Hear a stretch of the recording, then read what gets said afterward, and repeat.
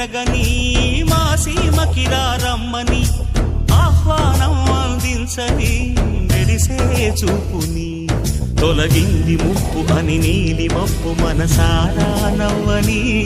చిరుజల్లు ముంపు మన ముంగిలంత ముత్యాలే చల్లని ఆశా సుగంధమైనే